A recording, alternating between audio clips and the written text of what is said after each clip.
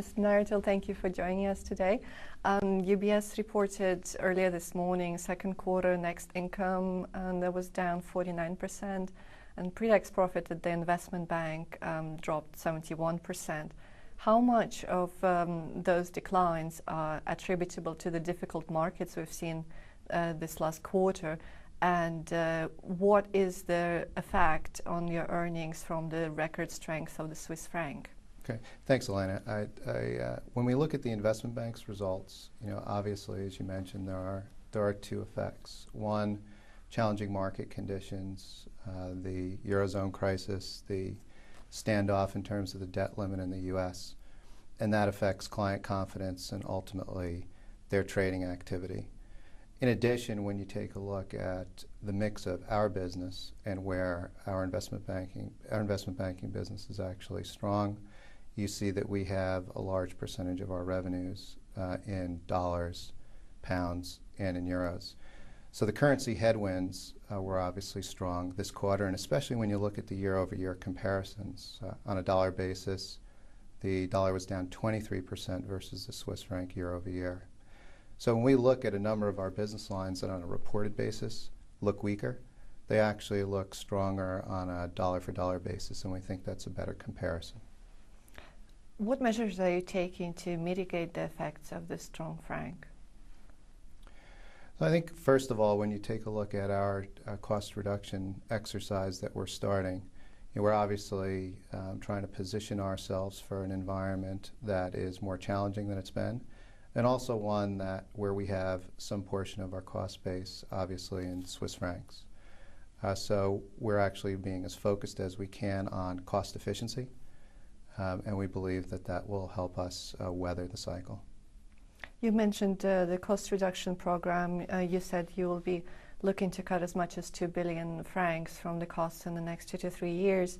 You also said this morning that the medium-term target of 15 billion francs before taxes will probably not be achieved in the period by 2014 as it had been foreseen. Can you elaborate on the decision to scrap the target? Sure. I mean, I'd point out first, we didn't scrap the target. What we did was assess whether or not we could meet the group pre-tax target within the time frame that we originally set out back in November 2009 when we set the targets for the business. A lot's changed since then, from regulatory climate as well as an economic climate as well. And it was our view that in looking at the target and the time frames we originally set out, we decided that we needed to take another look at them. And we'll be doing that over the course of the next few months as we go through our annual planning process.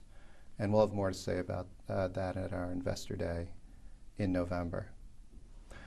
Looking at the cost targets that we laid out, we intend to take out 1.5 billion to 2 billion in Swiss francs in costs out of our current run rate.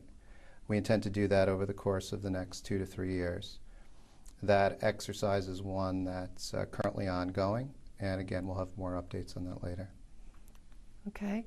Some analysts I've talked to in the past couple of weeks have said that UBS should significantly scale down the investment bank as part of the process of reviewing the midterm targets. Is this something you're considering? What we're going to do is take a look at all of our business lines during this cost exercise across all of our regions and take a look at where we can address any places where our cost-income ratios aren't in line with our expectations of what those businesses should be able to deliver. However, I really do want to emphasize the importance of an investment bank to our wealth management franchise. Given the strength of our high net worth and ultra high net worth client franchise globally, it's important to note that their needs can only be met with a strong and competitive investment bank. Chief Executive Oswald Grubel earlier this morning said about 50% of what the investment bank does is directly related to UBS's other businesses, such as wealth management and asset management. Does this mean that 50% can go? No, it does not. when you take a look at the different businesses that support our ultra high net worth clients in wealth management around the globe, you'd naturally think of our advisory business and investment banking, our execution and research businesses and foreign exchange and cash equities, debt trading in emerging markets, our equity capital markets and debt capital markets capabilities. Once you've put together those businesses, clearly there are other opportunities for us to serve the clients that we have in the investment bank, and we think having a strong investment bank and a strong client franchise in our investment bank makes our personnel sharper and able to do a better job for our wealth management clients around the world. What about the trading business? Well, the trading business in particular is actually quite interesting, because if you look at our ultra high net worth clients in particular in the emerging markets, they expect us to be quite capable in sovereign and corporate debt trading in those emerging markets, and it's a critical need for them and one of the key capabilities that they expect us to deliver. Mm. Your risk-taking in trading went up a little bit again this quarter. How comfortable are you with that, and particularly in the credit trading market? Yeah, as you noted, we did take on more risk and credit, in particular earlier in the quarter. I would note that we did take that down to its lowest levels in credit trading by the end of the quarter. So we started out the third quarter in a more conservative position. And I feel that our combination of our trading desks and our risk control functions have actually performed quite well in what was a difficult quarter. You've also mentioned that there will probably be job cuts as part of the cost reduction program. Where do you think these job cuts will come from? You mentioned that client advisors and wealth management probably won't be affected. Doesn't leave that much other businesses.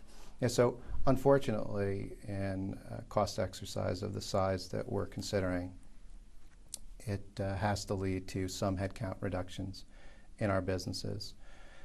In our client-facing wealth management businesses, as I mentioned, the cuts will not affect our client advisors or our financial advisors in the United States. But other than that, it's still too early in the process for us of the evaluation to really know where we'll make those moves. But as I mentioned before, we will be taking a review of all of our business lines in all of our regions to see where we need to create those efficiencies. Let's talk about wealth management for a second. You've reported some net new money inflows in the quarter, but there were some outflows again from European clients. In fact, in the first half of this year, almost 3 billion francs have been withdrawn by European clients. Do you expect these withdrawals to accelerate as a result of the upcoming tax treaties that Switzerland is negotiating with Germany and the UK?